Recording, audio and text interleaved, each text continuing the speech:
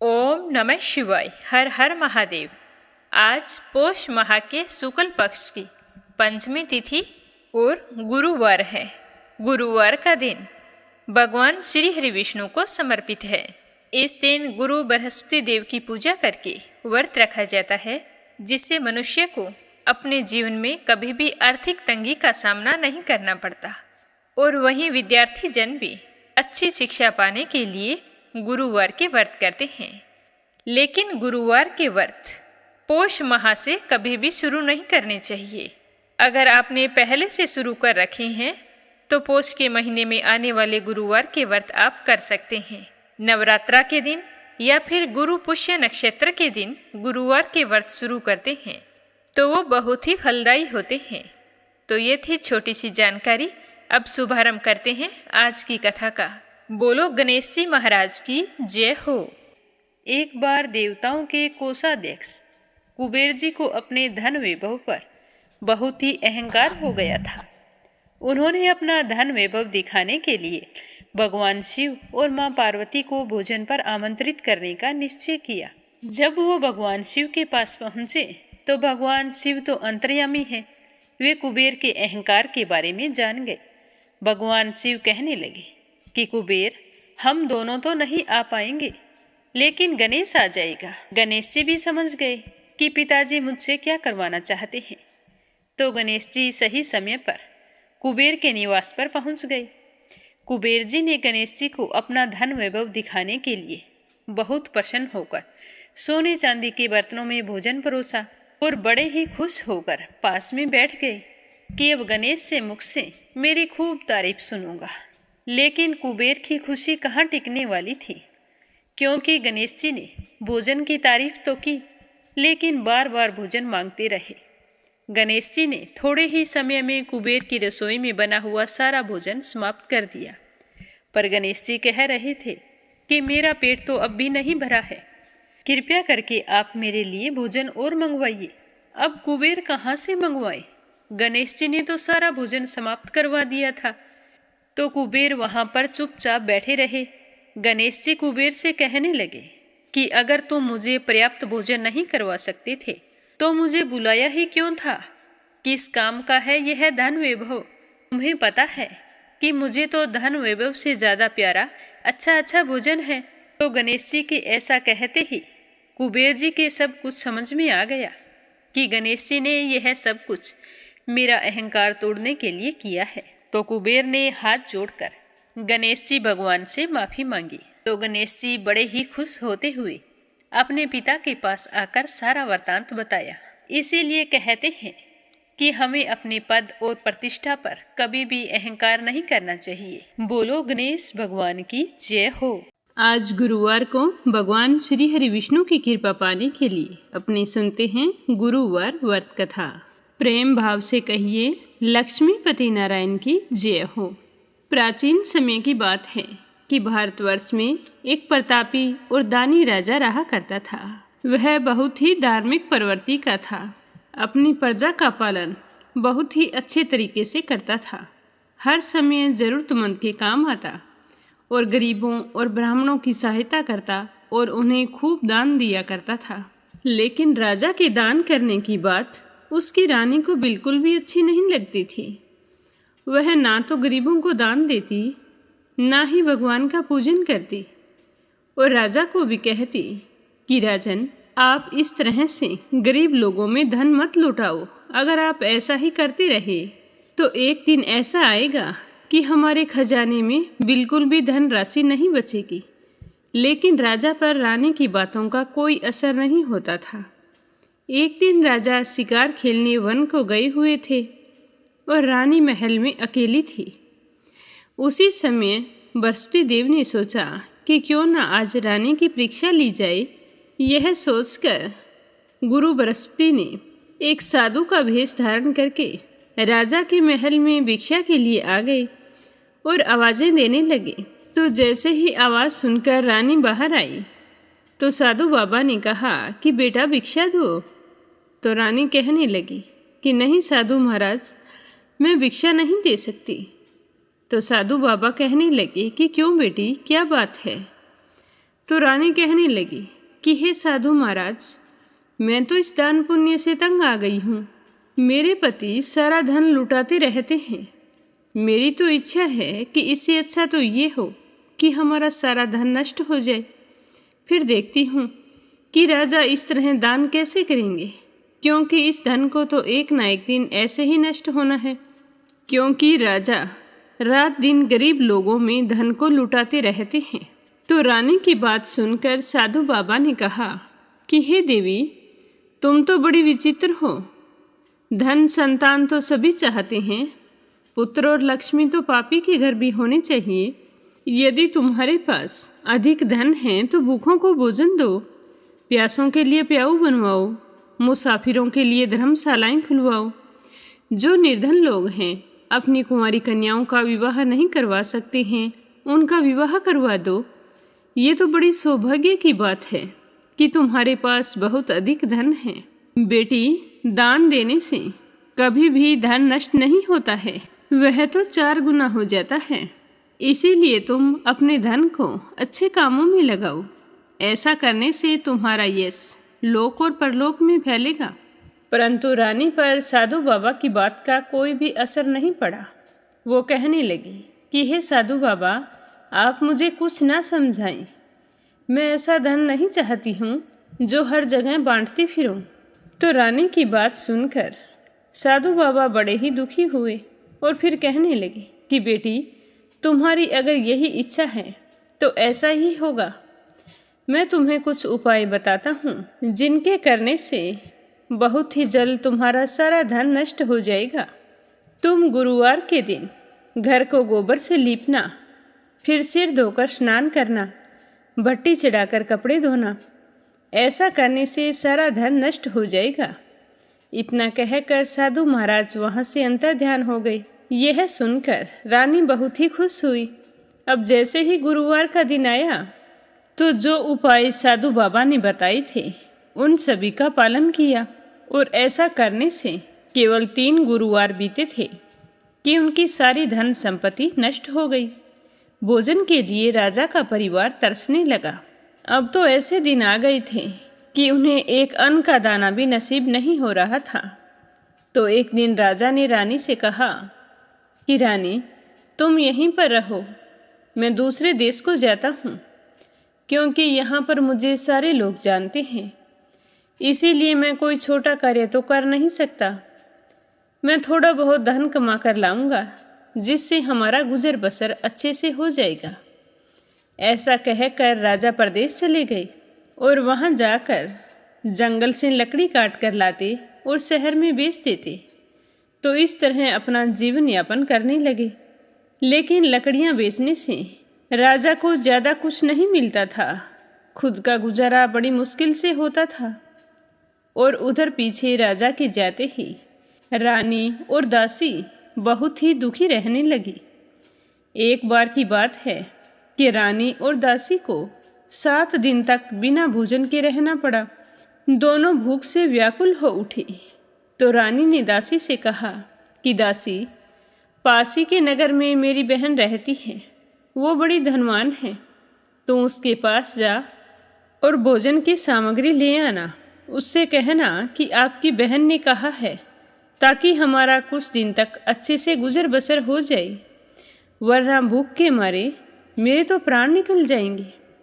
तो दासी रानी के कहे अनुसार उनकी बहन के पास गई। उस दिन गुरुवार का दिन था और रानी की बहन उस समय गुरुवार की व्रत कथा सुन रही थी। दासी ने रानी के पास जाकर कहा कि हे रानी जी, आपकी बहन ने मुझे आपके पास भेजा है। लेकिन रानी ने सामने से कोई जवाब नहीं दिया। जब दासी को रानी की बहन से कोई उत्तर नहीं मिला तो वह बहुत ही दुखी हुई और भाग्य को कोसती हुई वापिस अपनी रानी के पास आ गई और आकर रानी को सारी बात बता दी कि आपकी बहन ने मेरी बात का कोई भी जवाब नहीं दिया है। तो दासी की बात सुनकर रानी कहने लगी कि जब अपने ही ग्रह खोटे हों तो क्यों कोई हमारी सहायता करेगा। और रानी की आंखें पानी से भर आई। और उधर रानी की बहन पूजा समाप्त करके उठी तो सोचने लगी कि मेरी बहन की दासी पता नहीं क्यों आई थी। मेरे नाम बोलने से वो अवश्य दुखी हुई होगी, मुझे जाना चाहिए। तो वह कथा और पूजन समाप्त करके जल्दी से अपनी बहन के घर आई और कहने लगी कि हे बहन, मेरा तो गुरुवार का व्रत था और मैं व्रत कथा सुन रही थी। जब तक कथा सुनते हैं तब तक ना तो बीच में उठते हैं और ना ही बोलते हैं, इसीलिए मैं चुपचाप बैठी थी। अब बताओ कि तुम्हारी दासी मेरे यहाँ क्यों गई थी? तो रानी कहने लगी कि बहन, मैं तुमसे क्या छिपाऊं? देखो, मेरे घर में खाने तक को अनाज नहीं है। हमारी आर्थिक स्थिति इतनी खराब हो गई है कि राजा को देश छोड़कर जाना पड़ा। पता नहीं वो कहाँ है, किस हाल में है। यह कहते कहते रानी की आंखें पानी से भर आई। उसने दासी समेत पिछले 7 दिनों तक भूखे रहने की बात भी अपनी बहन को विस्तार से बता दी। तो रानी की बहन कहने लगी कि देखो बहन, भगवान गुरुदेव सबकी मनोकामना पूर्ण करते हैं। देखो, शायद तुम्हारे घर में अनाज रखा हो। तो पहले तो रानी को विश्वास नहीं हुआ, पर बहन के बार बार आग्रह करने पर रानी ने अपनी दासी को अंदर भेजा। तो दासी ने अंदर जाकर देखा तो सचमुच एक अनाज से भरा हुआ घड़ा मिल गया। तो वह बहुत ही खुश हुई और बाहर आकर रानी से कहने लगी कि रानी साहिबा, देखो, अनाज से भरा हुआ घड़ा है। हमें तो इतने दिन तक दिखाई ही नहीं दिया। ये तो भगवान की ही कृपा है। तो यह सुनकर रानी बहुत ही खुश हुई। तो दासी कहने लगी कि हे रानी, अगर आपको बुरा ना लगे तो मैं एक बात कहूँ। हमें जब भोजन नहीं मिला था तो हम 7 दिन तक भूखे रहे थे। तो मेरा तो कहना यही है कि आप अपनी बहन से गुरुवार के व्रत की विधि और कथा पूछ लो, ताकि हम भी व्रत कर सकें। और व्रत करने से गुरु बृहस्पति देव हम पर प्रसन्न हो जाए तो हमारे भी दिन बदल जाएंगे। तो दासी की बात सुनकर रानी ने अपनी बहन से पूजा की सारी विधि पूछी। तो उसकी बहन ने बताया कि गुरुवार के दिन चने की दाल और मुनक्का से भगवान विष्णु का केले की जड़ में पूजन करें तथा घी का दीपक जलाएं, व्रत कथा सुने और पीला ही भोजन करें और इस दिन नमक ना खाएं। इससे गुरु बृहस्पति देव बहुत ही प्रसन्न होते हैं। इस तरह व्रत और पूजन की सारी विधि बताकर रानी की बहन अपने घर चली गई। 7 दिन के बाद जब गुरुवार का दिन आया, रानी और दासी दोनों ने व्रत रखा। गुड़साल में जाकर चना और गुड़ ले आई।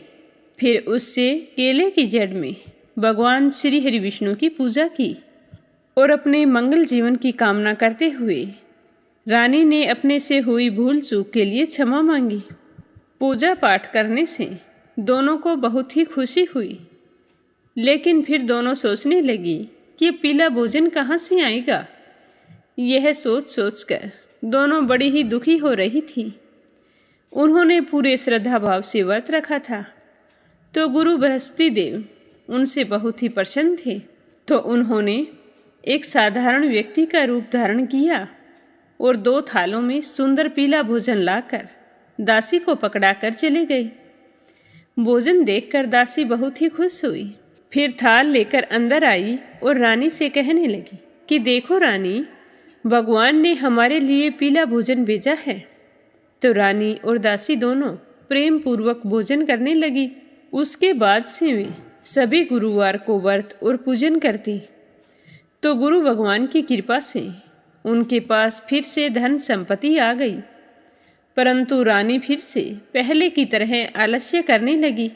तो एक दिन दासी रानी को समझाने लगी कि हे रानी, पहले भी तुम्हारे पास धन था तो तुम इसी तरह आलस्य करती थी।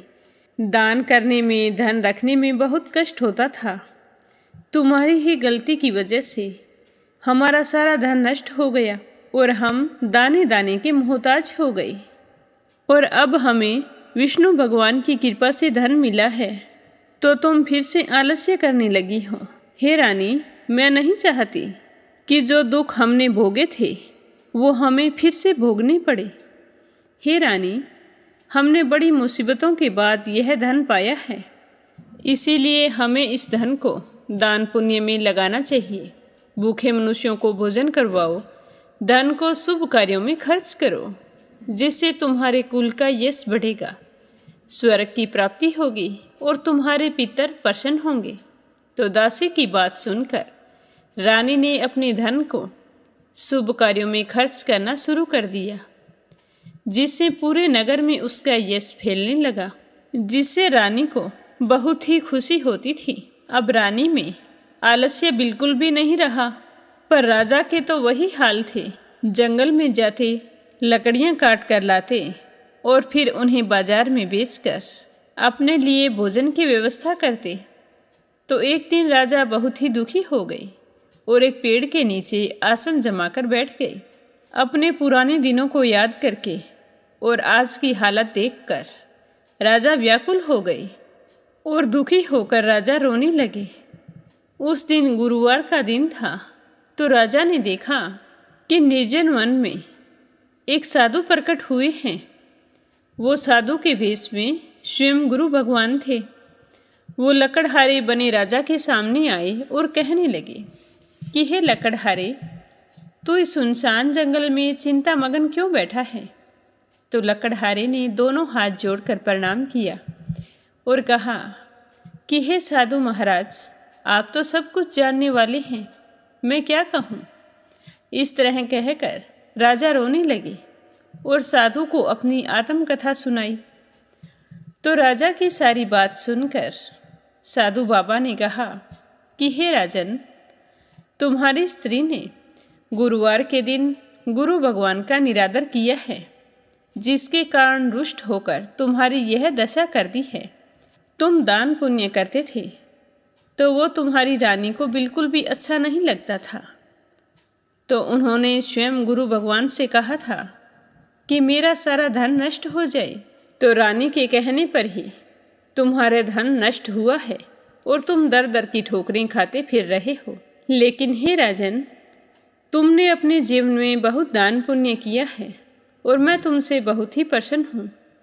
इसीलिए मैं तुम्हारी चिंता को दूर करने के लिए यहाँ आया हूँ। अब तुम मेरे कहने पर चलो, तुम्हारे सारे कष्ट दूर हो जाएंगे और भगवान की कृपा से तुम्हारे पास पहले से अधिक धन संपत्ति हो जाएगी।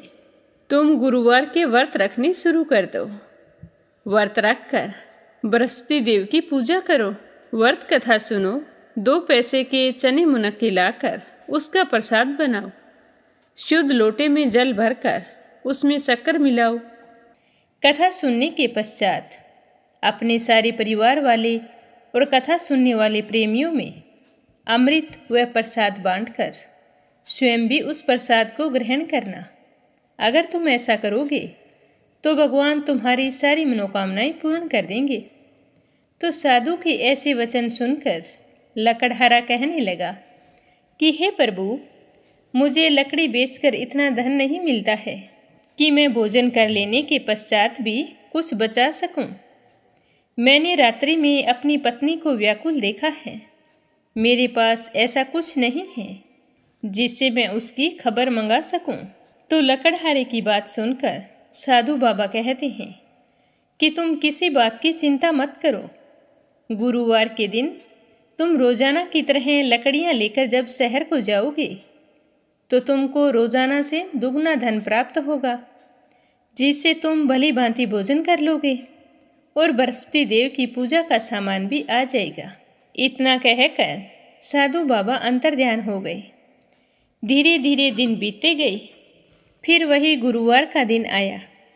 लकड़हारा जंगल से लकड़ी काटकर जब शहर में बेचने के लिए गया तो उस दिन उसे और दिन से अधिक पैसा मिला, जिसे पाकर वह बहुत ही खुश हुआ और भगवान का धन्यवाद करने लगा। फिर लकड़हारे बने राजा ने चना और गुड़ आदि लाकर गुरुवार का व्रत किया।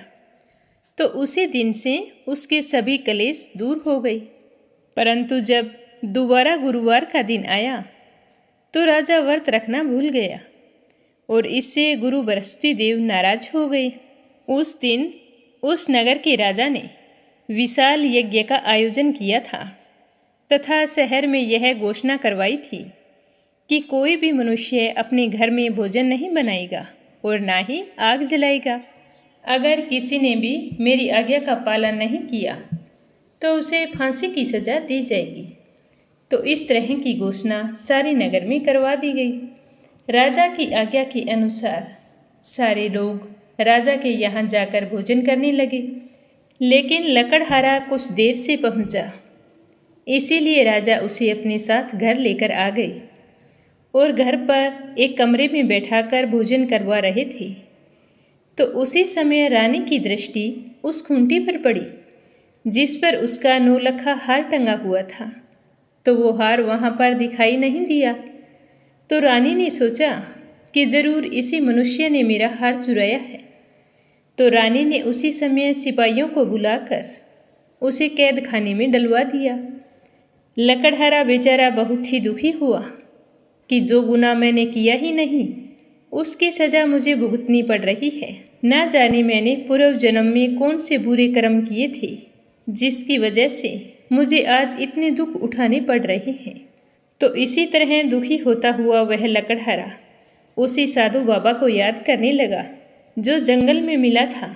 तो सच्चे मन से याद करते ही गुरु बृहस्पति देव साधु के रूप में वहाँ पर प्रकट हो गए और लकड़हारे की दशा को देखकर कहने लगे कि अरे मूर्ख, तूने गुरुदेव की कथा नहीं की और ना ही व्रत किया है, इसी कारण तुझे ये दुख प्राप्त हुआ है। लेकिन अब तुम्हें चिंता करने की कोई आवश्यकता नहीं है। अब की बार गुरुवार का दिन आएगा तो तुम्हें कारागार के दरवाजे पर 4 पैसे पड़े मिलेंगे। तो उनसे बृहस्पति देव की पूजा करना और व्रत रखना, ते सारे कष्ट दूर हो जाएंगे। ऐसा कहकर साधु बाबा अंतर्ध्यान हो गए और लकड़हारा गुरुवार का इंतजार करने लगा।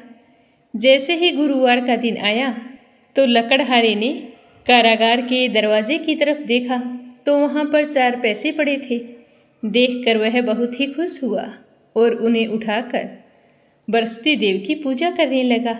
और पूजा समाप्त होने पर उसने बड़े ही विनम्र भाव से भगवान से कहा कि हे भगवान, मैं तो अनजान और अज्ञानी हूँ। मैं व्रत और पूजा पाठ के बारे में कुछ भी नहीं जानता हूँ। अगर मुझसे कुछ भूल चूक हो गई हो तो मुझे क्षमा करना। हे भगवान, मेरे दुख दूर करो, मैं अपने घर जाना चाहता हूँ।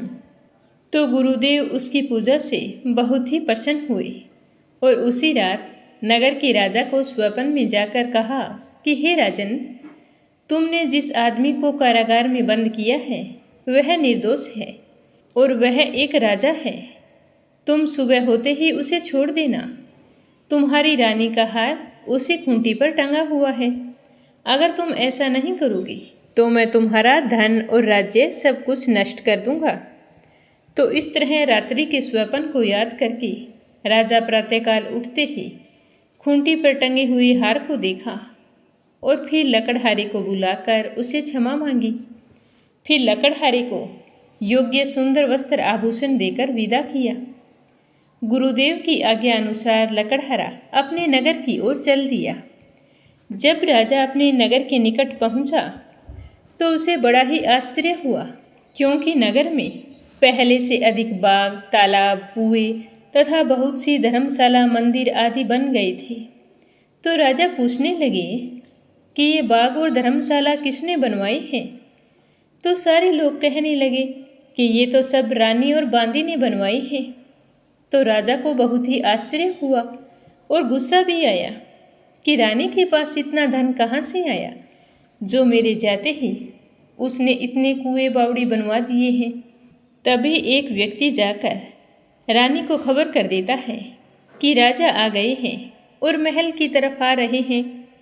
तो रानी ने बांदी से कहा कि हे दासी, जो कुछ मैं कह रही हूँ तुम ध्यान से सुनना।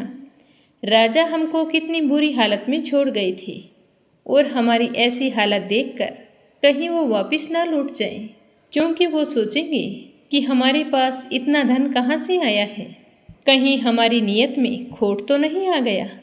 इसीलिए हे दासी, तुम दरवाजे पर खड़ी हो जा। तो रानी की बात सुनकर दासी दरवाजे पर खड़ी हो गई। राजा आए तो उन्हें अपने साथ महल में ले आई। तब राजा ने क्रोध करते हुए अपनी रानी से कहा कि हे रानी, तुम्हें ये धन कहाँ से प्राप्त हुआ? तुम ऐसा कौन सा कार्य करती हो जो आज तुम्हारे पास इतना धन वैभव है? तो राजा के गुस्से को शांत करती हुई रानी कहती है कि हे राजन, मैंने ऐसा कोई कार्य नहीं किया है। यह सारा धन तो हमें गुरु बृहस्पति देव ने दिया है। मैं तुम्हारे जाने के बाद में गुरु बृहस्पति देव के व्रत करके उनकी पूजा पाठ करती हूँ, तो उसी की वजह से हमें यह धन प्राप्त हुआ है। तो राजा सोचने लगे कि साधु बाबा की बात सच थी। फिर से धन और अपने परिवार को पाकर राजा बहुत ही खुश हुए और राजा ने निश्चय किया कि 7 रोज बाद तो सारे लोग गुरु बृहस्पति देव का पूजन करते हैं, व्रत रखते हैं, परंतु मैं अब से रोजाना दिन में 3 बार कहानी कहा करूँगा और रोजाना व्रत किया करूँगा। अब राजा के दुपट्टे में हर समय चने की दाल बंधी रहती। अब राजा 3 बार दिन में कहानी कहते और रोजाना व्रत रखते। एक दिन राजा ने विचार किया कि कितने महीने हो गए अपनी बहन के यहाँ नहीं गया हूँ, मुझे अपनी बहन से मिलकर आना चाहिए। तो ऐसा निश्चय करके राजा घोड़े पर सवार होकर अपनी बहन के घर के लिए रवाना हो गई। थोड़ी दूर गए तो कथा कहने का समय हो गया। तभी मार्ग में राजा ने देखा कि कुछ आदमी एक मुर्दे को लेकर जा रहे हैं। तो राजा ने उन्हें रोक कर कहा कि अरे भाइयों, मेरे गुरु बृहस्पति देव की कथा सुन लो। तो वो कहने लगे कि लो, इनकी सुनो, हमारा तो आदमी मर गया है और इसे अपनी कथा की पड़ी है। परंतु कुछ बुजुर्ग आदमी कहने लगे कि कथा सुनने में कोई हर्ज नहीं है, राम का नाम लेना अच्छा होता है। चलो सारे गुरु बृहस्पति देव की कथा सुनते हैं। तो सारे एकाग्र होकर राजा से गुरु बृहस्पति देव की कथा सुनने लगते हैं। राजा कथा कहनी शुरू करते हैं। जब कथा आदि होती है तो वह मुर्दा हिलने लगता है और जब कथा समाप्त होती है तो वह तो राम राम कह के खड़ा हो जाता है। तो यह देखकर सभी को बहुत ही आश्चर्य होता है और सारे लोग राजा का धन्यवाद करने लगते हैं और राजा वहाँ से आगे चल पड़ते हैं। तो आगे मार्ग में उन्हें एक किसान हल चलाता हुआ मिलता है। तो राजा उसे देखकर कहते हैं कि अरे भाई, तुम मेरे गुरु बृहस्पति देव की कथा सुन लो।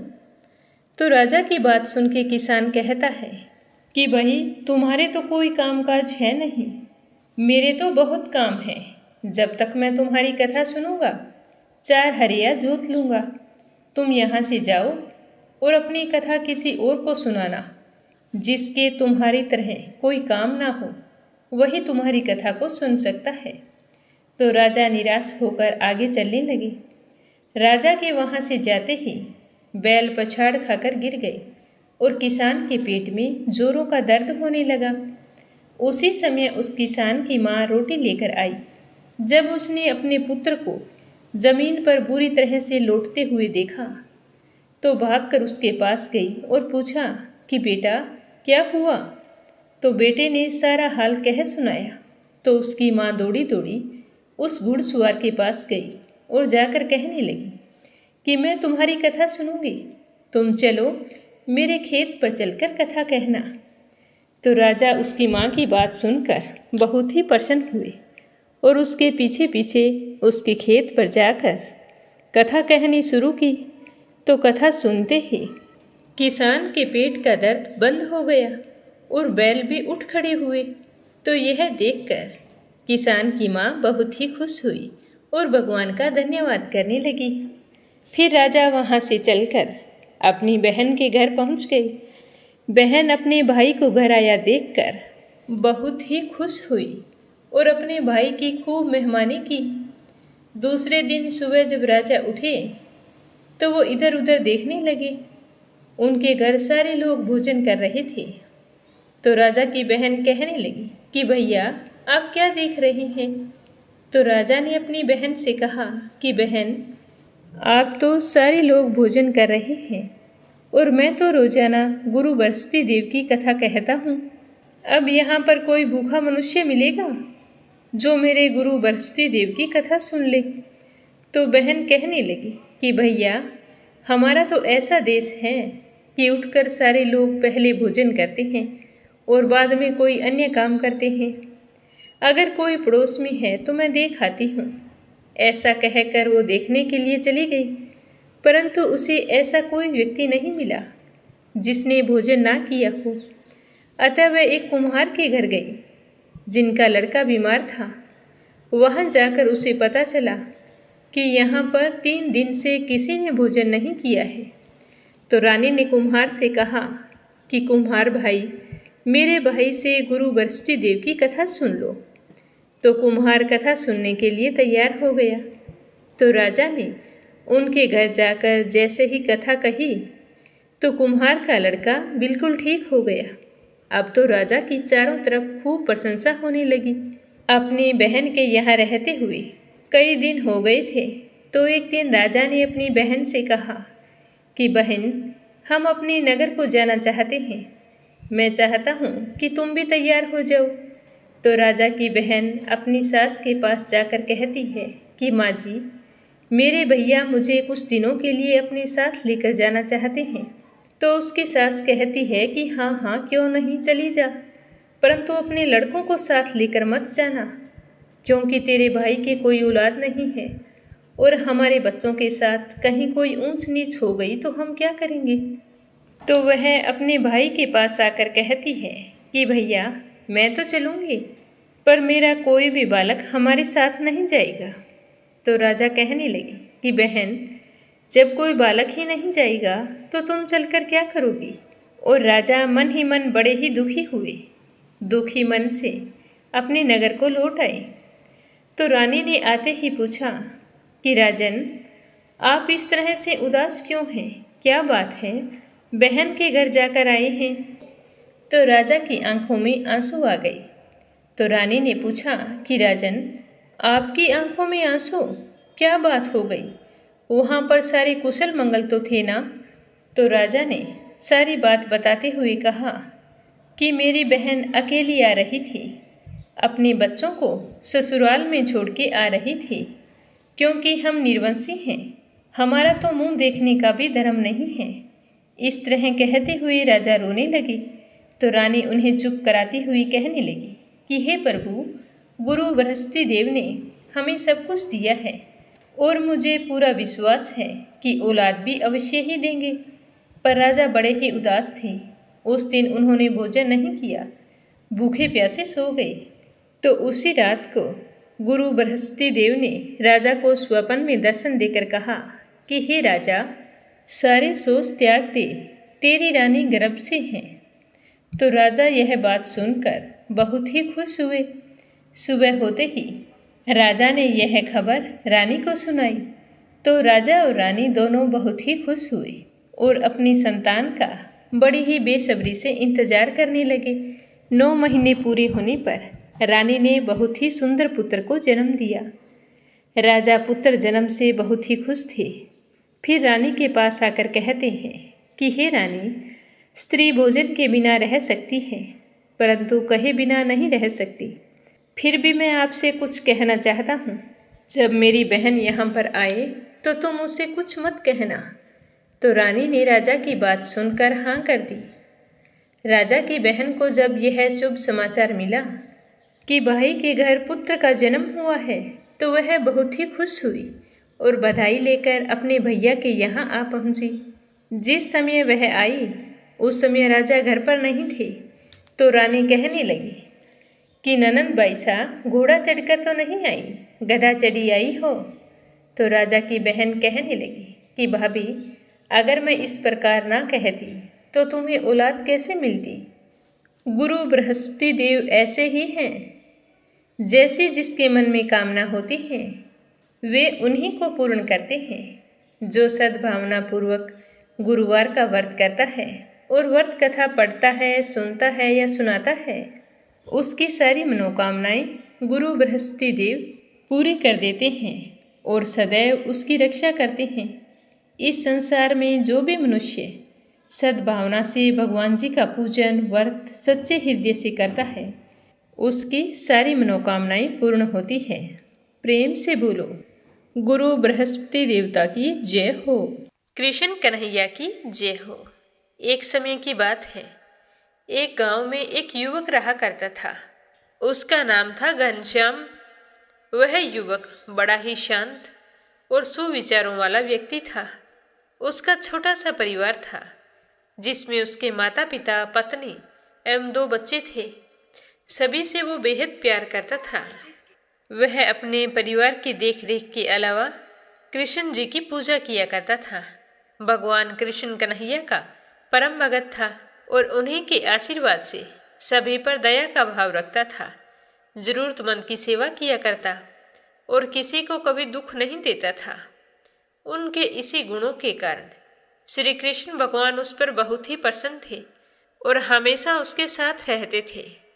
घनश्याम श्री कृष्ण को देख भी सकते थे और उसके साथ बातें भी करते थे, लेकिन फिर भी उन्होंने कभी भी भगवान से कुछ नहीं मांगा। वो बहुत खुश रहता था, यही सोचकर कि भगवान हमेशा उसके साथ रहते हैं और उसका मार्गदर्शन करते हैं। तो घनश्याम कान्हा जी को अपने मित्र की भांति मानता था और उसी तरह पुकारता और उनसे अपने विचारों को बांटता था। एक दिन की बात है कि घनश्याम के पिताजी की तबीयत अचानक से बिगड़ गई। उसे जल्दी से ले जाकर अस्पताल में भर्ती करवाया और सभी डॉक्टरों के आगे वह हाथ जोड़कर विनती करने लगा कि मेरे पिताजी को बचा दो। लेकिन सभी ने कहा कि वो ज़्यादा उम्मीद नहीं दे सकते हैं, क्योंकि तुम्हारे पिताजी बुजुर्ग हैं, हम कुछ नहीं कह सकते, तुम भगवान पर भरोसा रखो। तभी घनश्याम को कान्हा जी का ख्याल आया, तो उन्होंने कान्हा जी को पुकारा। तो कान्हा जी तो दौड़े चले आए और आकर पूछने लगे कि घनश्याम क्या बात है।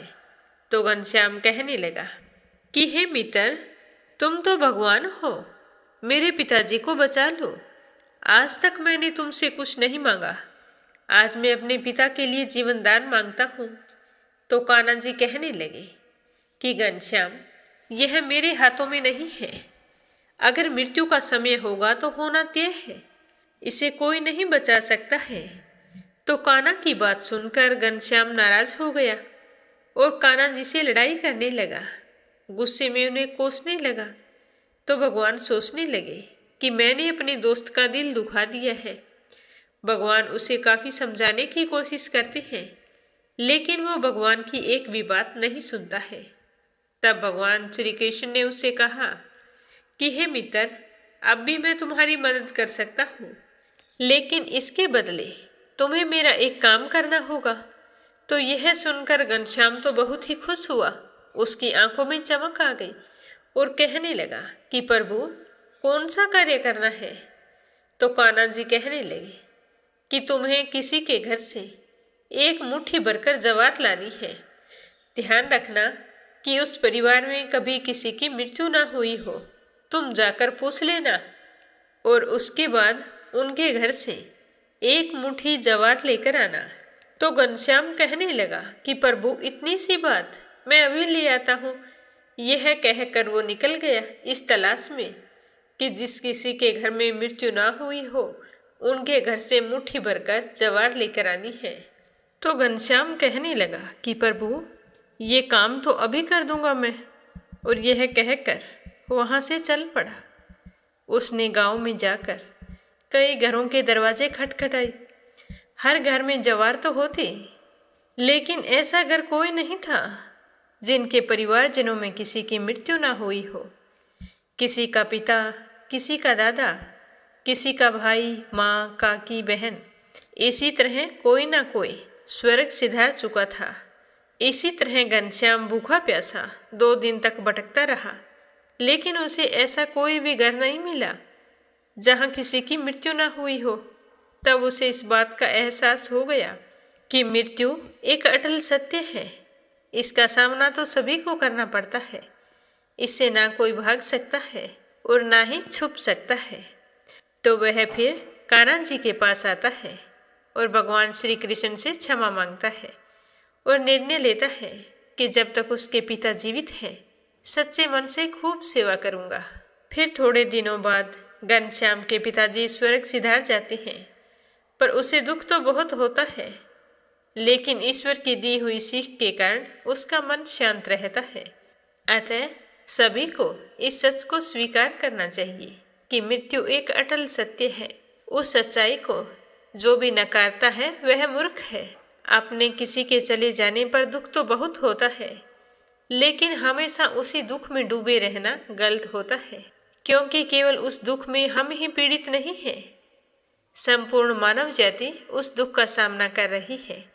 ऐसे में सच को स्वीकार करें और जीवन में आगे बढ़े। बोलो कान्हा जी की जय हो। अब अपने सुनते हैं भागवत कथा का आगे का अध्याय। प्रेम भाव से सुनते रहिए। बोलो श्री हरि विष्णु भगवान के अनंत स्वरूपों की जय हो।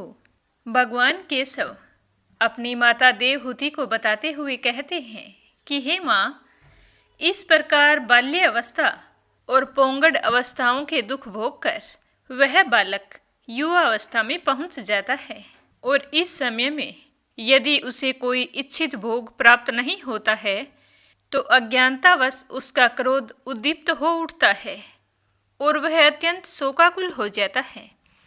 देह के साथ ही साथ अभिमान और क्रोध के बढ़ जाने के कारण वह काम परवश जीव अपना ही नाश करने के लिए दूसरे कामी पुरुषों के साथ बैर बांध बैठता है। खोटी बुद्धि वाला वह अज्ञानी जीव पंचभूतों से रचे हुए इस देह में मिथ्याभिनिवेश के कारण निरंतर मैं मेरेपन का अभिमान करने लगता है, और वही शरीर इसे वृद्धावस्था में अनेक प्रकार के कष्ट ही देता है तथा अविद्या और कर्म के सूत्र में बंधा रहने के कारण सदा इसके पीछे लगा रहता है। उसी के लिए यह तरह तरह के कर्म करता है, जिनमें बंध जाने के कारण इसे बार बार संसार चक्कर में पड़ना पड़ता है। सन्मार्ग में चलते हुए यदि इसका जीवा और उपसेंद्रिय के भोगों में लगे हुए विषय पुरुषों से समागम हो जाता है और यह उनमें आस्था करके उन्हीं का अनुगमन करने लगता है, तो पहले के समान ही फिर नार की योनियों में पड़ता है, जिसके संग से इसके सत्य, सोच, बाहर भीतर की पवित्रता, दया, वाणी का संयम, बुद्धि, धन संपत्ति, लज्जा, यश, क्षमा, मन और इंद्रियों का संयम तथा ऐश्वर्य आदि सभी सद्गुण नष्ट हो जाते हैं। उन अत्यंत शोचनीय स्त्रियों के कीड़ा मृग, अशांत, मूढ़ और देह आत्मदर्शी असत पुरुषों का संग कभी नहीं करना चाहिए, क्योंकि इस जीव को किसी और का संग करने से ऐसा मोह और बंधन नहीं होता जैसा स्त्री और स्त्रियों के संगियों का संग करने से हो जाता है। एक बार की बात है कि पितामह ब्रह्मा जी भी अपनी पुत्री सरस्वती को देखकर उसके रूप लावण्य से मोहित हो गए थे, और यह देखकर सरस्वती बहुत ही भयभीत हुई और वह एक हिरनी का रूप धारण करके भागने लगी। तो पितामह ने भी हिरण का रूप धारण किया और निर्लज्जतापूर्ण उसके पीछे पीछे दौड़ने लगे। उन्हें ब्रह्मा जी ने मरीचि आदि प्रजापतियों की तथा मरीचि आदि ने कश्यप आदि की और कश्यप आदि ने देव, मनुष्य आदि प्राणियों की सृष्टि की। अतः इनमें एक ऋषि परवर नारायण को छोड़कर ऐसा कौन पुरुष हो सकता है जिसकी बुद्धि स्त्री रूपिणी माया से मोहित ना हो। मेरी इस स्त्री रूपिणी माया का बल तो देखो, जो अपने बरकुटी विलास मात्र से बड़े बड़े दिग्विजय वीरों को पैरों से कुचल देती है। जो पुरुष योग के परम पद पर आरूढ़ होना चाहता हो अथवा जिसे मेरी सेवा के प्रभाव से आत्मा अनात्मा का विवेक हो गया हो, वह स्त्रियों का संग कभी ना करे, क्योंकि ऐसा करने वालों के लिए नरक का द्वार खुला होता है। भगवान की रची हुई यह जो स्त्री रूपिणी माया धीरे धीरे सेवा आदि के मिस से पास आती है, तो इसे समझने की कोशिश करनी चाहिए, क्योंकि यह तिनकों से ढके हुए कुएं के समान होती है। यह एक तरह की मृत्यु होती है, स्त्री में आसक्त रहने के कारण तथा अंत में स्त्री का ही ध्यान रहने से जीव को स्त्री योनि प्राप्त होती है। इस प्रकार स्त्री योनि को प्राप्त हुआ जीव पुरुष रूप में प्रतीत होने वाली मेरी माया को ही धन, पुत्र और ग्रह आदि देने वाला अपना पति मानता रहता है।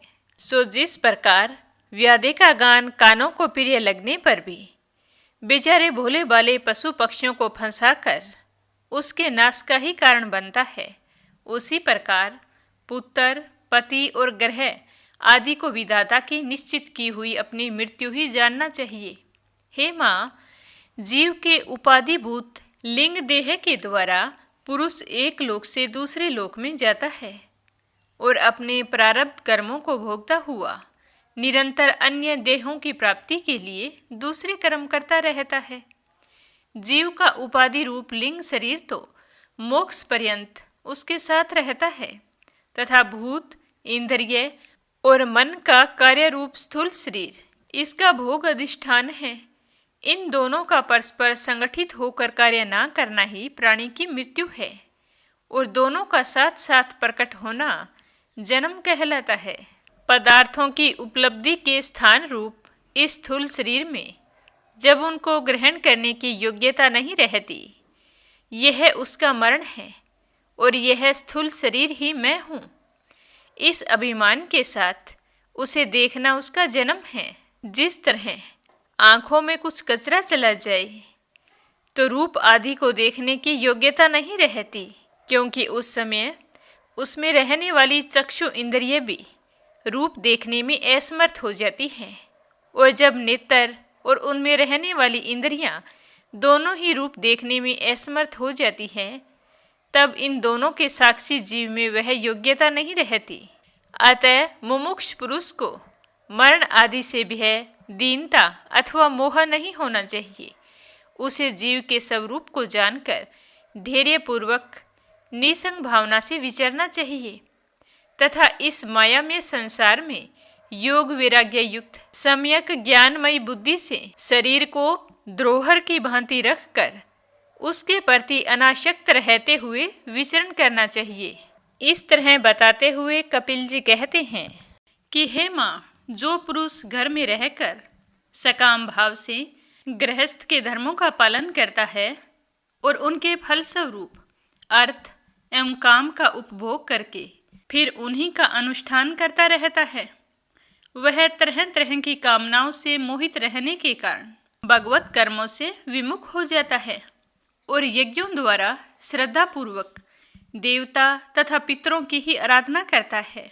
उसकी बुद्धि उसी प्रकार की श्रद्धा से युक्त रहती है। देवता और पितर ही उसके उपास्य रहते हैं, अतः वह चंद्रलोक में जाकर उनके साथ सोमपान करता है और फिर पुण्य क्षीण होने पर इसी लोक में पुनः लौट आता है।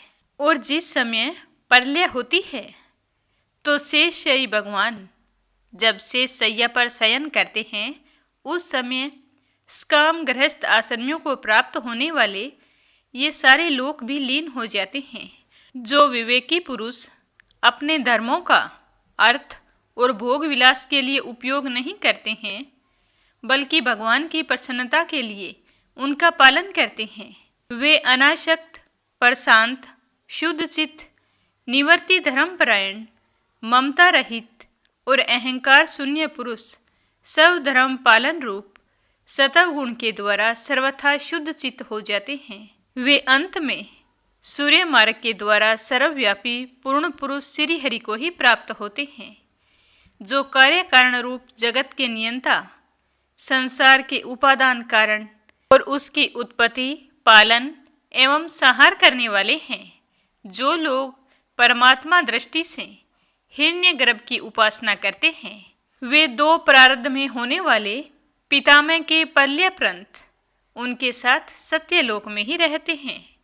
जिस समय देवता आदि से श्रेष्ठ ब्रह्मा जी अपने द्विप्रारब्ध काल के अधिकार को भोग कर पृथ्वी, जल, अग्नि, वायु, आकाश, मन, इंद्रिय, उनके विषय शब्द आदि और अहंकार आदि के साथ संपूर्ण संसार का संहार करने की इच्छा से त्रिगुणात्मिका प्रकृति के साथ एक रूप होकर निर्विशेष परमात्मा में लीन हो जाते हैं। उस समय प्राण और मन को जीते हुए वे विरक्त योगी गण भी देह त्याग कर उन भगवान पितामह में ही प्रवेश करते हैं और फिर उन्हीं के साथ परमानंद स्वरूप पुराण पुरुष पर ब्रह्मा में लीन हो जाते हैं। इससे पहले वे भगवान में लीन नहीं हुए, क्योंकि अब तक उनमें अहंकार शेष था। इसीलिए हे माँ, अब तुम भी अत्यंत भक्ति भाव से उन श्री हरि की चरण शरण में जाओ। समस्त प्राणियों का हृदय कमल ही उनका मंदिर है। और हे माँ, अब तो तुमने मुझसे उनका प्रभाव भी सुन लिया है। वेद गर्भ ब्रह्मा जी भी, जो समस्त स्थावर जंगम प्राणियों के आदि कारण हैं, मरीचि आदि ऋषियों, योगेश्वरों, सनकादिकों तथा योग प्रवर्तक सिद्धों के सहित निष्काम कर्म के द्वारा आदि पुरुष श्रेष्ठ सैगुण ब्रह्मा को प्राप्त होकर भी भेद दृष्टि और कर्तव्य अभिमान के कारण भगवत इच्छा से जब सरक काल उपस्थित होता है, तब काल रूप ईश्वर की प्रेरणा से गुणों में क्षोभ होने पर फिर पूर्ववत प्रकट हो जाते हैं। इस प्रकार पूर्वोक्त ऋषिगण भी अपने अपने कर्मानुसार ब्रह्मा लोक के ऐश्वर्य को भोग कर भगवत इच्छा से गुणों में क्षोभ होने पर पुनः इस लोक में लौट आते हैं। जिनका चित्त इस लोक में आसक्त है और जो कर्मों में श्रद्धा रखते हैं, वे वेद में कहे हुए काम्य और नित्य कर्मों का सांगोपांग अनुष्ठान करने में ही लगे रहते हैं। उनकी बुद्धि रजोगुण की अधिकता के कारण कुंठित रहती है, हृदय में कामनाओं का जाल फैला रहता है और उनकी इंद्रियां उनके वश में नहीं होती। ये तो बस अपने घरों में ही आसक्त होकर नित्य प्रति पितरों की पूजा में ही लगे रहते हैं। ये लोग अर्थ, धर्म और काम के ही परायण होते हैं। इसीलिए जिनके महान पराक्रम अत्यंत कीर्तनीय हैं और भगवान श्री हरि विष्णु की कथा वार्ताओं से तो विमुख रहते हैं, विष्टाभोजी कुकर सुकर आदि जीवों के विष्टा चाहने के समान जो मनुष्य भगवत कथा अमृत को छोड़कर निंदित विषय और वार्ताओं को सुनते हैं, वे तो अवश्य ही विधाता के मारे हुए होते हैं। उनका भाग्य बड़ा ही मंद होता है। गर्भाधान से लेकर अंत्येष्टि तक सब संस्कारों को विधि पूर्वक करने वाले ये काम कर्मी सूर्य से दक्षिण ओर के पितरायन या धूम मार्ग से पितरेश्वर आर्यमा के लोक में जाते हैं और फिर अपने ही संतति के वंश में फिर से उत्पन्न हो जाते हैं। हे माँ, इस तरह पितर लोक के भोग लेने पर जब उनके पुण्य क्षीण हो जाते हैं, तब देवता लोग उन्हें वहाँ के ऐश्वर्य से च्युत कर देते हैं और फिर उन्हें विवश होकर वापिस इसी लोक में गिरना पड़ता है। इसीलिए हे माँ, जिनके चरण कमल सदा भजने योग्य हैं, उन भगवान का तुम उन्हीं के गुणों को आश्रय लेने वाली भक्ति के द्वारा सब प्रकार से मन, वाणी और शरीर से भजन करो। भगवान वासुदेव के प्रति किया हुआ भक्ति योग तुरंत ही संसार से वैराग्य और ब्रह्मा साक्षात्कार रूप ज्ञान की प्राप्ति करा देता है। वस्तुतः सभी विषय भगवत रूप होने के कारण समान हैं।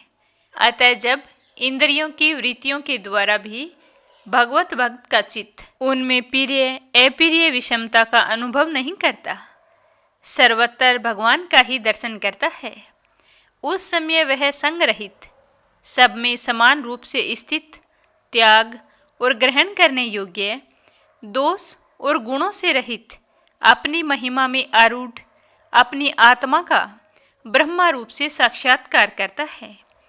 वही ज्ञान स्वरूप है, वही पर ब्रह्मा है, वही परमात्मा है, वही ईश्वर है, वही पुरुष है।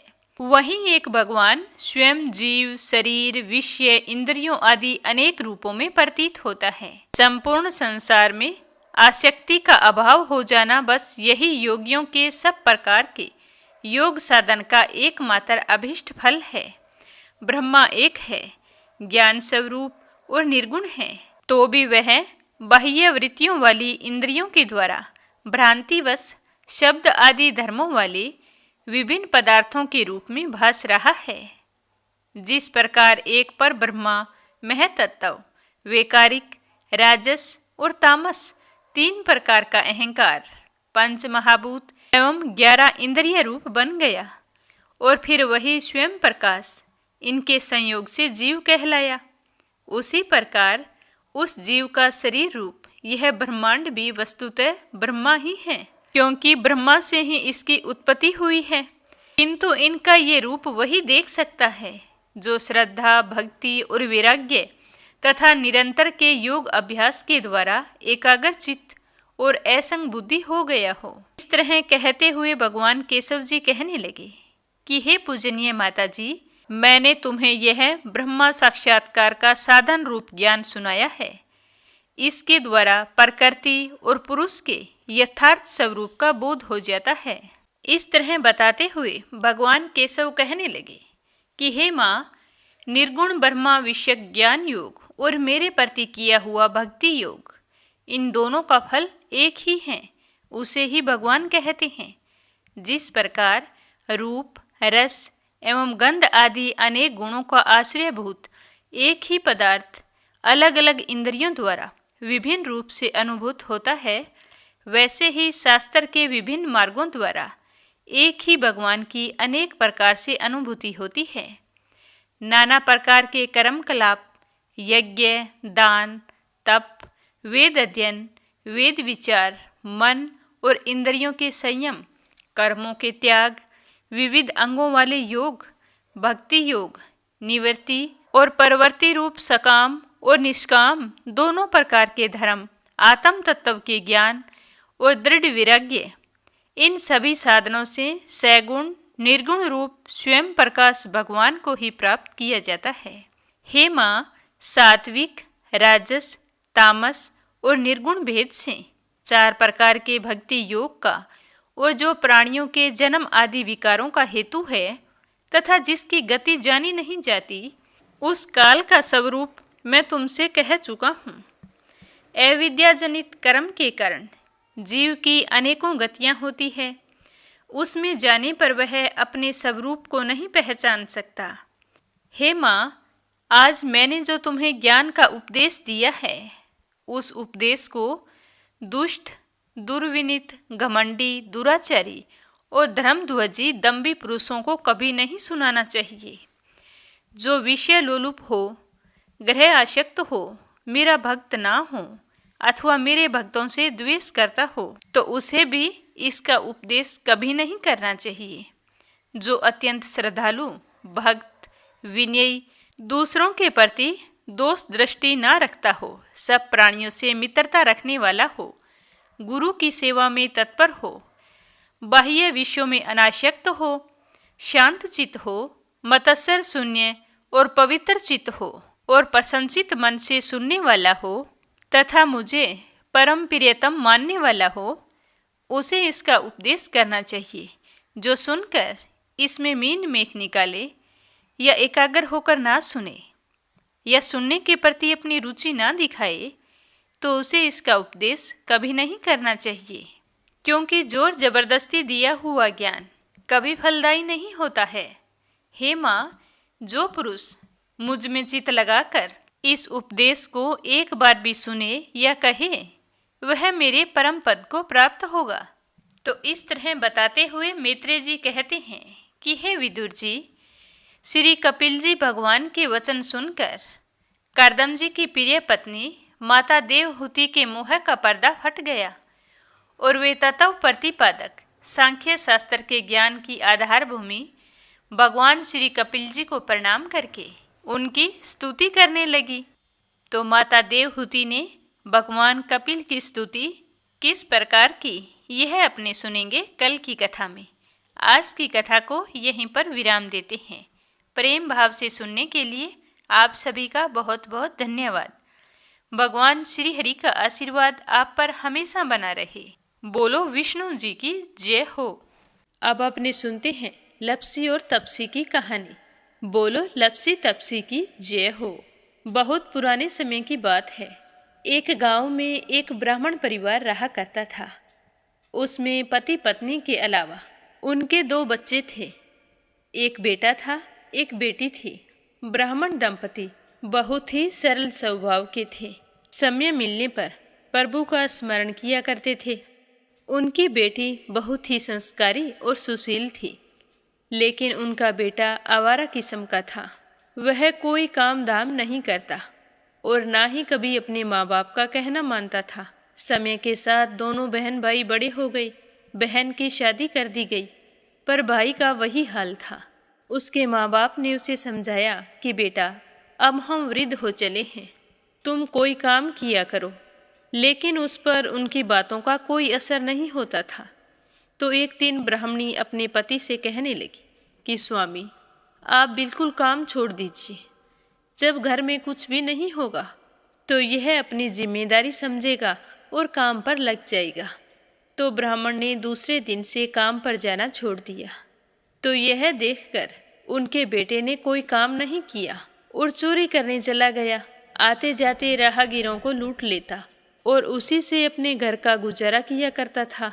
तो उसकी लूटने और चोरी करने की आदत से सारे गांव वाले उसे लपसी कहने लगे। तो लपसी की इस हरकत से उसके माँ बाप बहुत ही दुखी रहते थे, पर वह किसी की सुनने के लिए तैयार नहीं था। इसी तरह समय बीतता गया। एक दिन की बात है कि लपसी एक पीपल के पेड़ पर बैठा था। तभी शिव पार्वती जा रहे थे। पार्वती माता गहनों से लदी हुई थी। तो लपसी उन्हें देखकर सोचने लगा कि सूरत के कितने गहने हैं, आज ये सारे के सारे लूट लूँगा तो मुझे कई महीनों तक चोरी नहीं करनी पड़ेगी। तो वह लूटने के इरादे से पीपल की ओट में होकर बैठ गया। जैसे ही शिव पार्वती वहाँ से जाने लगे तो लपसी एकदम से शिव पार्वती के सामने आकर कहने लगा कि जल्दी से जितने सारे गहने पहन रखे हैं उतार दो। तो पार्वती माता कहने लगी कि तुम चोरी क्यों करती हो, तुम्हें पता है चोरी करना पाप है। तो लपसी कहने लगा कि क्या करूं, घर पर मेरे माँ बाप हैं, मेरी एक भांजी है, उनके लिए दोनों समय भोजन की व्यवस्था कहाँ से करूं, मुझे कोई काम तो आता नहीं है। तो लपसी की बात सुनकर पार्वती माता कहने लगी कि तुम जो चोरी करके पाप करते हो, इस पाप का भागी कौन बनेगा। तो लपसी कहने लगा कि मेरे घर वाले सारे बनेंगे। तो पार्वती माता कहने लगी कि कोई नहीं बनेगा, पाप के भागी केवल तुम बनोगे। तो लपसी कहने लगा कि मैं लूट खोस कर उन्हीं के लिए लेकर जाता हूँ, तो पाप के भागी तो उन्हें बनना ही पड़ेगा। तो लपसी की बात सुनकर पार्वती माता ने हंसकर कहा कि हम यहीं पर बैठे हैं और तुम अपने घर जाओ, अपने घर वालों से पूछो कि कोई तुम्हारे पाप का भागी बनेगा क्या। तो यह सुनकर लपसी भागा भागा अपने घर आया और अपनी माँ के पास गया और कहने लगा कि माँ, मैं चोरी करके लाता हूँ, राह चलते राहगीरों को लूटता हूँ, तुम्हारे लिए ही तो करता हूँ। तो तुम मुझे एक बात बताओ, चोरी करने से जो पाप लगता है तो आप मेरे पाप के भागी बनोगे। तो लपसी की बात सुनकर उसकी माँ कहने लगी कि बेटा, मैंने तो तुमसे नहीं कहा कि तुम चोरी करके लाओ, तुम कमा कर लाओ, हमें तो 2 वक्त की रोटी चाहिए, मैं तो तुम्हारी पाप की भागी नहीं बनूंगी। तो माँ के मुंह से इस तरह की बात सुनकर लपसी तो हैरान हो गया। फिर वह अपने पिताजी के पास गया और जाकर कहने लगा कि पिताजी, मैं जो कुछ भी लूट खोस के लाता हूँ वो आपके लिए ही तो लाता हूँ। देखो मैंने लूट कर कितना धन इकट्ठा कर लिया है, कितने ऐशो आराम है तुम्हारे। अगर मैं चोरी नहीं करता तो क्या ये सब हमें मिलता। पिताजी, मैं तुमसे एक बात पूछता हूँ कि चोरी करने से पाप लगता है, तो उस पाप में आप मेरे भागीदार बनोगे क्या। तो लपसी की बात सुनकर उसके पिताजी कहने लगे कि बेटा, मैंने नहीं कहा कि तुम चोरी करके लाओ, तुम कमा कर लाओ, मैं तुम्हारे पाप का भागी नहीं बनूंगा। तो माँ बाप के मुंह से इस तरह की बात सुनकर वह बहुत ही उदास हुआ और सोचने लगा कि मैं कितने महीनों से चोरी कर रहा हूँ, ना जाने मुझ पर कितना पाप चढ़ गया है, और ये तो बोल रहे हैं कि पाप के भागी हम नहीं बनेंगे, तो अब क्या होगा। तो वह बड़े ही दुखी मन से शिव पार्वती से मिलने के लिए चल पड़ा। जैसे ही घर से बाहर निकलने लगा तो उसकी छोटी सी भांजी दरवाजे पर खेल रही थी। उसे पता नहीं था कि पाप पुण्य क्या होता है। तो वो कहने लगी कि मामा, पाप की भागी मैं बनूंगी। तो उसके इस तरह कहते ही लपसी ने उसे गोद में उठाया और चल पड़ा। शिवजी भगवान और पार्वती माता के पास जाकर कहने लगा कि घर वालों ने पाप का भागी बनने से मना कर दिया है और एक यही है जो पाप की भागी बनने को तैयार है। फिर लपसी बड़े ही दीन स्वर में कहने लगा कि हे भगवान, मैं समझ गया हूँ कि चोरी करना पाप है। आज तक जो मैंने काम किया वो बहुत ही गलत था, लेकिन अब मैं इसका प्रायश्चित करना चाहता हूँ। अब तुम ही बताओ, मुझे मेरे पापों से मुक्ति कैसे मिलेगी? तो उसकी बात सुनकर शिव पार्वती बहुत ही खुश हुए और लपसी को कच्चे सूत का एक छोटा सा गोला देते हुए कहा कि लपसी, ये सूत लो और इस पीपल के चारों ओर परिक्रमा लगाओ। जब यह सूत समाप्त हो जाएगा तब तुम्हारे सारे पाप नष्ट हो जाएंगे। तो यह सुनकर लपसी बहुत ही खुश हुआ। सोचने लगा कि छोटा सा गोला है, अभी लपेट कर घर चला जाऊंगा, उसके बाद में कभी कोई पाप नहीं करूंगा। फिर उसने अपनी बांजी को कंधे पर बैठाया और पीपल की परिक्रमा लगानी शुरू कर दी। अब भगवान का वह सूत खत्म कहाँ होने वाला था। लपसी चक्कर लगाता गया पर वह सूत खत्म नहीं हुआ। चक्कर लगाते लगाते 1 महीने, 6 महीने, साल, पूरे 12 साल बीत गए पर वह सूत खत्म नहीं हुआ। 12 साल बाद एक बार फिर शिव पार्वती जी वहाँ से गुजर रहे थे तो पार्वती माता ने कहा कि स्वामी, चलो लपसी को चलकर देखते हैं। तो शिवजी कहने लगे, वो चोरी करने वाला, लूटने वाला कब का चला गया होगा? तो पार्वती माता कहने लगी कि नहीं स्वामी, चलकर देखने में क्या जाता है, चलो एक बार देखते हैं। तो शिव पार्वती जी जैसे ही पीपल वृक्ष के पास आए तो देखा कि लपसी तो अब भी चक्कर लगा रहा है। वहाँ चारों ओर गहरी खाई हो गई है और लपसी की बड़ी बड़ी दाढ़ी, मूंछें, नाखून बढ़ गए हैं। तो यह देखकर पार्वती माता ने कहा कि देखो स्वामी, आप तो कह रहे थे कि वो कब का ही चला गया, देखो इसके मन में सच्ची भक्ति है। तो पार्वती की बात सुनकर शिवजी ने कहा कि चलो अभी देख लेता हूँ। तो यह कहकर शिवजी ने एक सोने का कड़ा लपसी के आगे फेंक दिया। तो लपसी ने झट से उसके ऊपर पैर कर लिया। फिर अचानक से उसका ध्यान शिव पार्वती जी की ओर गया तो वो हाथ जोड़कर कहने लगा कि भगवान, अब तो मेरे पाप समाप्त हो गए होंगे, आप मुझे यहाँ से जाने की आज्ञा दीजिए। आपका यह सूत अभी तक खत्म नहीं हुआ है। तो शिवजी भगवान ने कहा कि तुम्हारे पाप कर्म भी अभी तक पूरे नहीं हुए हैं। तो शिवजी की बात सुनकर लपसी कहने लगा कि भगवान, मुझे पूरे 12 वर्ष हो गए हैं आपकी भक्ति करते करते, और अब भी आप मुझ पर शक कर रहे हैं। तो शिवजी ने कहा कि अपना पैर उठाओ। तो जैसे ही लपसी ने अपना पैर उठाया तो उसके पैर के नीचे सोने का कड़ा था। तो यह देखकर लपसी शर्मिंदा हो गया और कहने लगा कि प्रभु, गलती हो गई, मुझे माफ़ करो, आगे से मैं ऐसी गलती कभी नहीं करूँगा। तो शिवजी कहने लगे कि नहीं लपसी, तुम्हारा पाप ऐसे पूरा नहीं हो सकता। अब तुम्हें 12 वर्ष तक और इसी तरह परिक्रमा करनी होगी, उसी के बाद तुम्हारे पाप समाप्त होंगे। यह कहकर शिव पार्वती वहाँ से चले गए और वह फिर से पीपल के पेड़ की परिक्रमा करता रहा। करते करते 12 साल बीत गए। 12 साल बाद में शिव पार्वती जी वहाँ पर आए तो उन्होंने देखा कि आज भी वो वहीं पर चक्कर लगा रहा है। तो शिवजी ने फिर उसके सामने सोने की अंगूठी फेंकी पर उसने कोई ध्यान नहीं दिया। तो शिवजी भगवान प्रसन्न होकर कहने लगे कि हे लपसी, आज से तुम मेरी तपस्या करके तपसी बन गए हो। मैं तुम्हें वरदान देता हूँ कि तुम अपने जीवन में सारे सुखों को प्राप्त करेगा। और तूने 24 बरस तक मेरी भक्ति की है, इसका फल भी तुझे अवश्य मिलेगा। जो भी औरत गाय और कुत्ते की रोटी नहीं बनाएगी, उसका पुण्य फल तुम्हें मिलेगा। आंगन लीप कर दहलीज नहीं लीपेगी तो उसका पुण्य फल भी तुझे ही मिलेगा। अगर हमारे घर की बहन बेटी को हम सूट, तीवल या साड़ी भेंट स्वरूप देते हैं तो साथ में मोली का धागा और कुछ रुपए नहीं देंगे तो उसका पुण्य फल भी तुम्हें ही मिलेगा। अगर कोई दिए से दिया जलाएगा तो उसका पुण्य फल भी तुम्हें ही मिलेगा। अगर व्रत और पूजा पाठ में सारी कहानी सुन ले और तुम्हारी कहानी ना सुने तो उसका पुण्य फल भी तुम्हें ही मिलेगा। कहा जाता है कि तभी से सुबह पहली रोटी गाय की और सुबह की अंतिम रोटी छोटी बनाई जाती है और शाम को अंतिम रोटी बड़ी बनाई जाती है जो कुत्ते की होती है। और दिए से दिया भी नहीं जलाया जाता और घर की बहन बेटियों को सूट और तीवल के साथ भेंट स्वरूप कुछ रुपए भी जरूर दिए जाते हैं। और उसी दिन से हर व्रत कथा के बाद में लपसी तपसी की कहानी जरूर सुनी जाती है और कथा समाप्त होने पर कहा जाता है कि लपसी का फल लपसी को मिले, तपसी का फल तपसी को मिले। हमारी पूजा पाठ का, हमारे व्रत का और हमारी कहानी का पुण्य फल हमें मिले। बोलो लपसी तपसी की जय हो। तो ये थी लपसी और तपसी की कहानी। लपसी तपसी दो भाई नहीं थे। लपसी और तपसी एक ही आदमी का नाम था।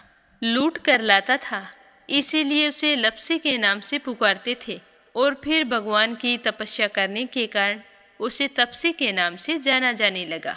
बोलो लपसी तपसी की जय हो। अब अपने सुनते हैं कथा सुनने वाले प्यारे श्रोताओं के नाम।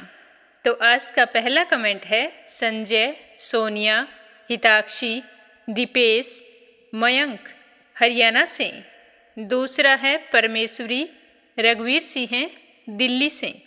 और तीसरा है विप्लव हांजोंग असम से। कमला गुरुग्राम से। सुरेंद्र, रजनी, लवीस, दवेशी सैनी सोनीपत से। आशा शर्मा, विष्णु, ज्योति, अंशु भीलवाड़ा से। चंद्रमणि मनिका, डॉक्टर रुक्मणी देवी, कैला देवी, हंसराज जी, पवन कुमार जी, संजीव कुमार जी, रंजन, मान्या, याम्या दिल्ली से। निर्मला सिसोदिया दिल्ली से। अपराजिता मीना श्रीवास्तव नेपाल से। सरला रानी करनपुर से। श्रीमती शर्मा अलीगढ़ से। रवि सैनी, सीमा सैनी मलियाना से। श्रीमती यशोदा उड़ीसा से। राधा रोहिला दिल्ली से। लक्ष्मी, सुमित्रा, शिवराज हीरो, सोवा शर्मा पोखरा से। आशा अग्रवाल, लड्डू, मोहित, अंकुर अग्रवाल आगरा से। नर बहादुर पाल, भागीरथी पाल नेपाल से। प्रेमवती नोएडा से। संजना राजपूत अहमदाबाद से। उषा शर्मा राजस्थान से। इंदिरा तिवारी, शांति प्रसाद तिवारी, शुभांकित, दीपांकित, सुरभि, जया तिवारी, वैभवी, ऐश्वर्या तिवारी उत्तराखंड से। पूनम यादव करेली से। सरिता शामली से। अनुराधा आकांक्षा शर्मा अंबाला से। श्यामवती, सुषमा, पूर्वी, कार्तिक, रुपेश, शिवम, गोरी हरियाणा से। दिल्ली बहादुर भंडारी, सरिता भंडारी, नम्रता भंडारी, सूरज भंडारी नेपाल से। बीनू मेहरा दिल्ली से। यूएन तिवारी, इंदिरा तिवारी लखनऊ से। सुनीता पवार, कृषु पवार मध्य प्रदेश से। रुक्मणी शर्मा अंबाला से। अनीता गुप्ता भरतपुर से। मोनिका नागर तिगांव से। नीमा मठपाल रामनगर से। गीता गोस्वामी, सुनीता गोस्वामी, पीहू गोस्वामी मेरठ से। शीला सिन्हा, मीरा श्रीवास्तव, ममता श्रीवास्तव, माला छम्मा मनोज जौनपुर से। निर्मला सिसोदिया दिल्ली से। चंद्रकांता दिल्ली से। सुनीता रानी मेरठ से। सीमा जोशी, रवि कुमार जोशी दिल्ली से। अनिल टिहरी करनाल से। अंजू कौशिक सहादरा से। ममता अरोड़ा, वंदना वर्मा इंदौर से। श्वेता, रितेश, स्वीटी, प्रिंस, यूवी, गुरुचरण साहू उड़ीसा से। श्रीचंद यादव गया बिहार से। गोपाल प्रसाद अग्रवाल, रमेश चंद्र अग्रवाल कृष्ण मुरारी अग्रवाल, श्रीमती फूलवती देवी अग्रवाल, श्रीमान लाला सेठ, श्री बनवारी लाल जी अग्रवाल हाथरस से, मीरा अग्रवाल बंगाल से, शोभा कुंवर पुरोहित अहमदाबाद से, सुदेश नागपाल करनाल से, माधुरी सिंह मीनू वालिया दिल्ली से, सरोज अग्रवाल जबलपुर से, संजीव कंसल, कविता कंसल, हितेश कंसल, आरुष कंसल, रानी कंसल मुजफ्फरनगर से, निशा द्विवेदी कानपुर से, सुमन चांदोरा जोधपुर से, निर्मला पांचाल करनाल से, सुदेश शर्मा बीके शर्मा लुधियाना से, सुषमा शर्मा प्रतिभा राजपूत इंदौर से, इंदिरा रावत मोहित रावत पलवल से, धर्मेंद्र शर्मा जयपुर से, संगीता अग्रवाल कमला देवी अग्रवाल दुलिया महाराष्ट्र से, श्याम सुंदर गोरखपुर से, बीना देविका कनिका वाशने अलीगढ़ से, मीनाक्षी उड़ीसा से, उषा चौसरिया छिंदवाड़ा से, शशि शालू सौरभ अंकित बालागंज से, शशि पांडे रौनक पांडे नाला सोपारा से, उषा शर्मा सोजत सिटी से, रजनी बड़ोला उत्तराखंड से, किरण पानीपत से, कृष्णा दिल्ली से, कमलेश भल्ला जम्मू से, शशि वर्मा अंजलि वर्मा, करण वर्मा पंजाब से, मधु विनोद प्रजापति, साहिल सिद्धांत प्रजापति, मंजू चौधरी भीलवाड़ा से, शकुंतला तिवारी मुंबई से, शांताबेन वाघेला गुजरात के मंडल से, सोनम मिश्रा सचिन मिश्रा, सीता मिश्रा जानवी मिश्रा, माधवी मिश्रा, राधिका मिश्रा, गोरी मिश्रा बारामकी से, वतन कौर सहारनपुर से, अनु शर्मा आगरा से, योगेश्वरी भटनागर राजस्थान से, सरोज कंवर पुष्कर से, अशोक बाला हरिद्वार से, श्रीमती कमलेश जबलपुर से, पूजा पाठक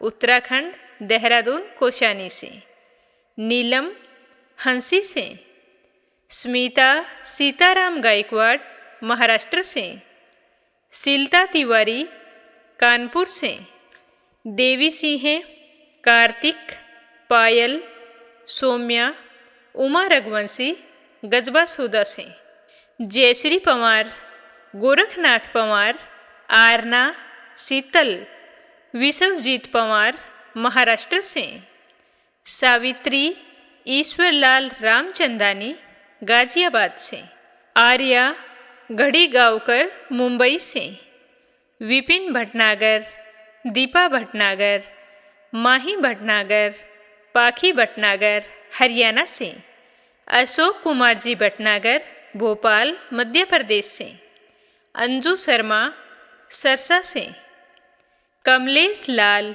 रुड़की से, पुष्पा चंदर बेंगलोर से।